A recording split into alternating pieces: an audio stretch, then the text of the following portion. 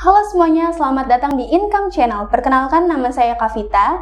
Di episode kali ini saya akan menjelaskan tentang mengelola konflik. Sebelum kita lanjut ke videonya, jangan lupa untuk like, comment, share, dan subscribe dulu ya Income Channel, biar kalian makin banyak pengetahuannya.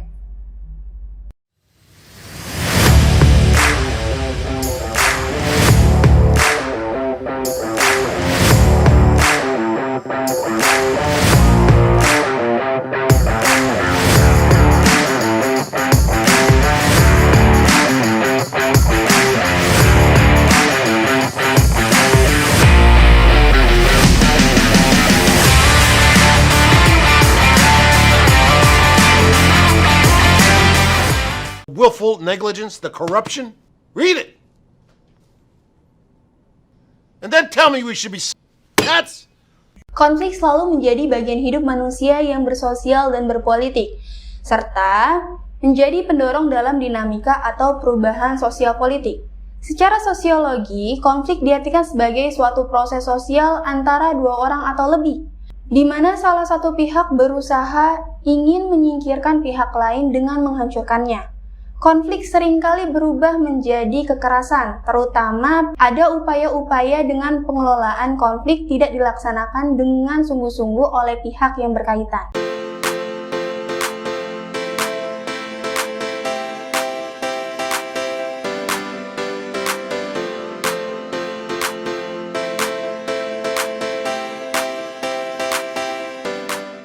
Apa sih pengertian konflik itu sendiri? Konflik berasal dari kata kerja Latin artinya configere, yang berarti saling memukul. Secara sosiologis, konflik diartikan sebagai suatu proses sosial antara dua orang atau lebih, bisa juga kelompok, di mana salah satu pihak berusaha menyingkirkan pihak lain dengan menghancurkannya atau membuatnya tidak berdaya. Konflik dapat didefinisikan sebagai peristiwa sosial yang mengandung penentangan atau ketidaksetujuan. Menurut Thomas, dalam Lestari pada tahun 2012, mendefinisikan konflik sebagai proses yang bermula saat salah satu pihak menganggap pihak lain menggagalkan atau berupaya menggagalkan kepentingannya. Menurut Wirawan pada tahun 2010, mendefinisikan konflik sebagai proses pihak yang terlibat atau pihak ketiga menyusun strategi konflik dan menerapkannya untuk mengendalikan konflik agar menghasilkan resolusi yang diinginkan. Kemudian Robbins dalam Winardi pada tahun 2003 menjelaskan manajemen konflik sebagai proses pengkoordinasian dan menggunakan teknik-teknik resolusi dan stimulasi untuk meraih tingkatan konflik yang diinginkan, sehingga proses solusi tepat atas konflik tersebut atau stimulating and creating it as well as diminishing or channeling it. Kemudian menurut Moray pada tahun 2004 mengatakan bahwa manajemen konflik atau lazim disebut mengelola konflik adalah kecenderungan seseorang dalam menata atau mengatur pertentangan dalam wujud sikap dan perilaku. Sebab masalah yang lahir dari pertentangan merupakan sesuatu yang menghambat, merintangi atau mempersulit seseorang untuk mencapai maksud dan tujuan tertentu. Berdasarkan beberapa konsep di atas, maka manajemen konflik dapat disimpulkan sebagai proses pengkoordinasian yang digunakan individu dalam menata atau mengatur pertentangan dalam wujud sikap dan perilaku.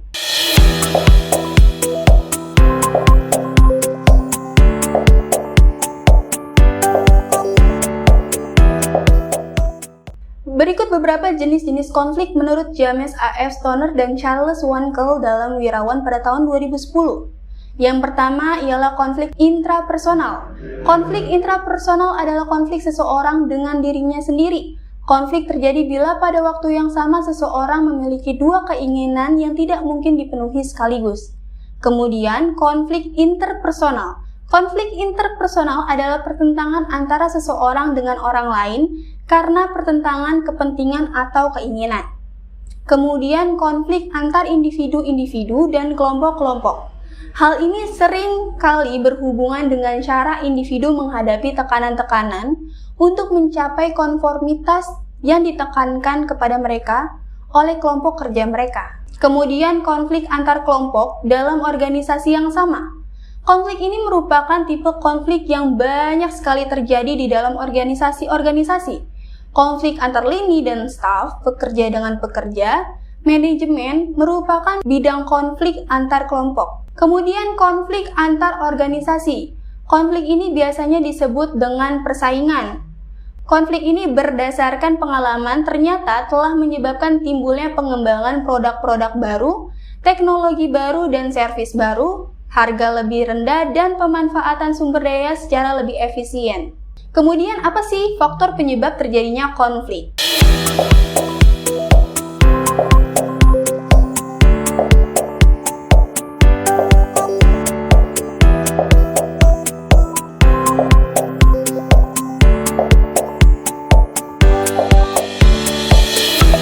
Ahli sosiologi di Indonesia yaitu Surjono Sukanto menyimpulkan bahwa ada 4 faktor penyebab terjadinya konflik di masyarakat.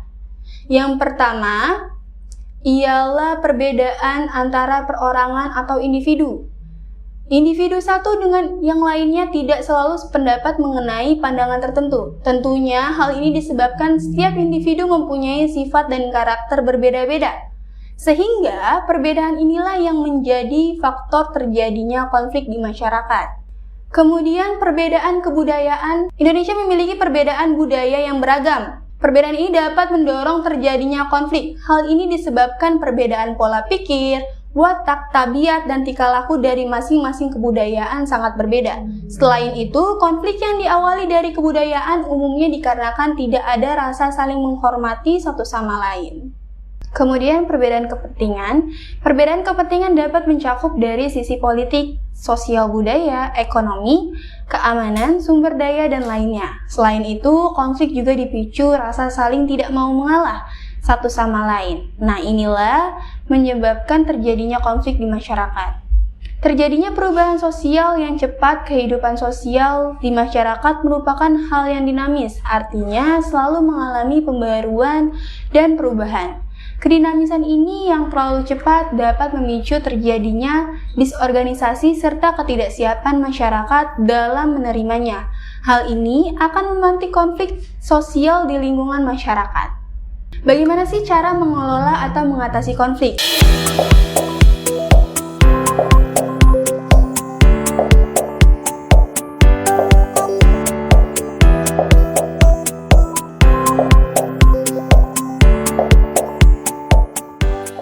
Menurut Stefanin dalam Handoko pada tahun 2001, terdapat 5 langkah meraih perdamaian dalam konflik. Berikut adalah cara mengelola dan mengatasi konflik, yaitu melalui pengenalan, kesenjangan antara keadaan yang ada atau yang teridentifikasi dari bagaimana keadaan yang seharusnya. Satu-satunya yang menjadi perangkap adalah kesalahan dalam mendeteksi atau tidak mempedulikan masalah atau menganggap ada masalah padahal sebenarnya tidak ada. Maka dari itu diperlukan yang namanya pengenalan. Kemudian diagnosis. Konflik atau masalahnya, pusatkan perhatian pada masalah utama dan bukan pada hal-hal sepele. Inilah langkah yang terpenting, metode yang benar dan telah diuji mengenai siapa, apa, mengapa, di mana, dan bagaimana. Menyepakati suatu solusi. Kesepakatan dapat dilakukan dengan mengumpulkan pendapat mengenai jalan keluar yang memungkinkan dari orang-orang yang terlibat di dalam konflik. Proses ini akan menghasilkan alternatif penyelesaian konflik. Untuk itu, perlu adanya tindakan pemilihan atau seleksi untuk menentukan solusi alternatif yang terbaik. Kemudian pelaksanaan. Dalam mengambil keputusan dan pelaksanaan atas solusi alternatif selalu mengandung resiko, sehingga pelaksanaan pengambilan keputusan haruslah tidak merugikan atau menguntungkan kelompok tertentu. Kemudian evaluasi, penyelesaian itu sendiri dapat melahirkan serangkaian masalah baru. Untuk itu, evaluasi sangat perlu dilakukan guna mengetahui apakah keputusan atau solusi yang diambil benar-benar efektif dalam menyelesaikan konflik.